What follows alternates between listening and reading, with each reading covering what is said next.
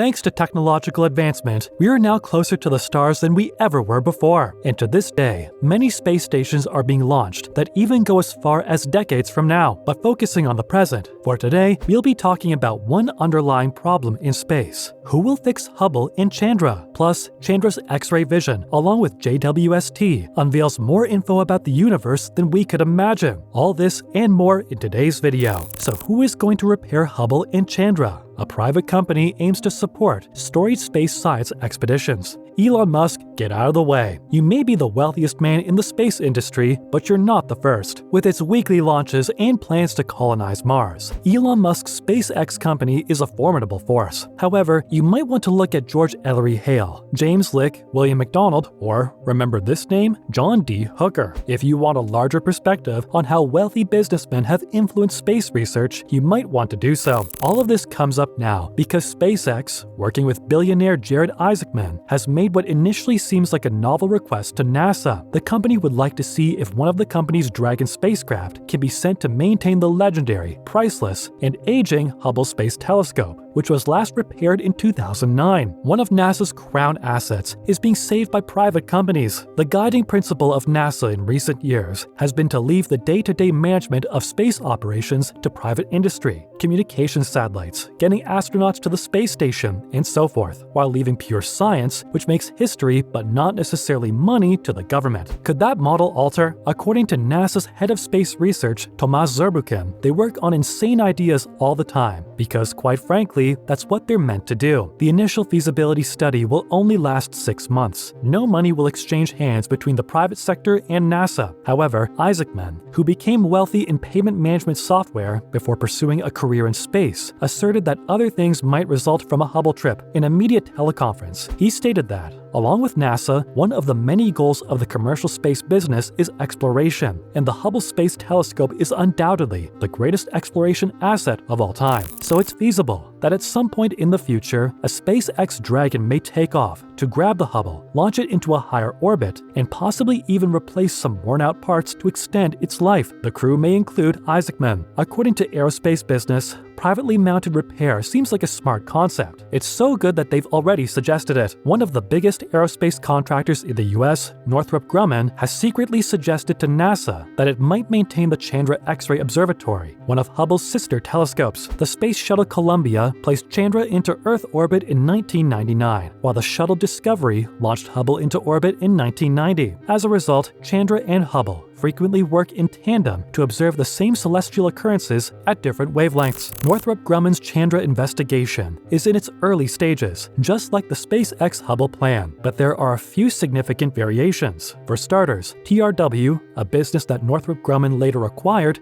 built Chandra. Since 2020, Space Logistics, a different corporate subsidiary, has been delivering what it refers to as Mission Extension Vehicles, MEVs, to maintain ailing Intelsat communications satellites. As of yet, just 2 of these robotic aircraft have taken off. The MEVs serve as satellite tugs by docking with their intended targets to supply them with the attitude control and propulsion if their own systems malfunction or run out of fuel. In addition, according to Space Logistics, it is creating a mission robotic vehicle, a next-generation rescue vessel with an articulated arm that can add, move, or possibly repair components while in orbit. John Ehrenberg, who worked on Chandra and later the James Webb Space Telescope, is Northrop Grumman's chief mission architect for scientific and robotic exploration. We want to see if we can apply this to space science missions, he says. The demanding requirements needed for NASA's large observatories, such as Chandra, which captures the extremely narrow wavelengths of X-ray radiation, are cited by him as a key problem for service. However, the business claims that, so far, a mission is feasible. Managers at NASA have been attentive listeners. According to Northrop Grumman, a servicing mission could be launched for a small portion of the price of a brand new telescope. Government initiatives are not required for new telescopes. In reality, according to Alexander McDonald, chief economist at NASA, nearly all of America's greatest observatories were privately sponsored before Cold War politics made the government the main actor in space exploration. Because of this, The first characters in this tale were named Hale, Lick, and MacDonald from the 19th and 20th centuries. More current characters include William Keck and Charles Yerkes. These businessmen, possibly the Elon Musks of their era, made millions in the oil, iron, or real estate industries before investing in the biggest telescopes ever built in the US. The most ambitious observatories were roughly as expensive back then as some of NASA's contemporary planetary probes. According to MacDonald's calculations for his book, The Long Space Age, the government will undoubtedly continue to be a key factor in space for a very long time. According to MacDonald, NASA primarily funds the cost of developing new commercial crew vehicles, SpaceX's Dragon being one. Isaacman doesn't have to build a spaceship. He can hire one that SpaceX originally built for NASA. And now that those capabilities exist, private folks may also be able to exploit those capabilities, according to Isaacman. According to MacDonald, I think that creates a much more diverse and potentially interesting space exploration future than we have been considering for some time. Together, these facts reveal that space science has been driven by private enterprise since the 1800s. Private businesses are already carrying out on-orbit satellite rescues. According to NASA, private missions to maintain NASA's orbital observatories are still an option. What significance does John D. Hooker's name have, you ask? He agreed to contribute $45,000 US, $1.4 million today, which would be used to create the mirror for a 100-inch reflecting telescope at Mount Wilson, California in 1906. The Hooker telescope gained notoriety when an astronomer used it to prove that the galaxy-filled cosmos was expanding. His name was Edwin Hubble, an astronomer. We have completed a circle. In other related news, Chandra's X-ray vision, in conjunction with JWST, offers even more information regarding the universe. Images created by combining Chandra Observatory X-ray data with preliminary James Webb Space Telescope data have been shared by NASA scientists. In addition to being stunning, the photographs reveal details about some of the universe's most intricate astrophysical processes. Different light wavelengths give various kinds of information about the universe, so each new telescope we establish on Earth or launch into orbit provides a fresh view into phenomena that we otherwise wouldn't be able to see. The James Webb Space Telescope, for instance, is primarily interested in infrared light. Warm objects emit infrared radiation, which does a great job of flowing through gas clouds without being absorbed or scattered. This enables astronomers to look within the interiors of dense dust clouds, such as those that surround young stars. The Chandra C-ray Observatory is located at the opposite end of the energy spectrum. Some of the cosmos' most intense phenomena, such as supernovae and pulsars, created X-rays. The X-ray radiation we receive provides information on the functioning of these high-energy systems. When we combine several wavelengths, we can conduct the best sort of astronomy. In the most recent instance, researchers from NASA combined Chandra X-ray Observatory pictures of the same objects with newly released early-release images from the James Webb Space Telescope. Even though researchers haven't fully analyzed the photographs and published their findings, we can already make some inferences. The infrared shows us where warm things are hidden by dust clouds, whereas the X-ray radiation shows us where high-energy activities are occurring. For instance, Stephen Quintet's image displays 5 galaxies. A wavy cloud sits above the 2 galaxies in the center. Chandra has made a shockwave apparent that would not have been otherwise. Aside from Chandra's collaboration with the JWST, Chandra also found a galaxy cluster collision on a whim. Astronomers keep running out of resources as they try to inventory the local cosmos. This discrepancy might be explained by a recent finding from NASA's Chandra X-ray Observatory regarding a system of colliding galaxy clusters. A sizable amount of matter has not yet been accounted for, which has been a frustrating issue for scientists to explain despite their extensive knowledge of the universe's makeup.